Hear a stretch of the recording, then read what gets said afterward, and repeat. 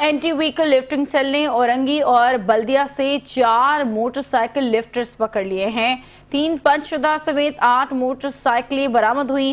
फरीर, सईदाबाद, इब्राहिम हैदरी, मिमनगोड और जमशेद क्वार्टर से पुलिस ने 8 मुल्जमान को धर लिया है। मजीद इस रिपोर्ट में देखते हैं।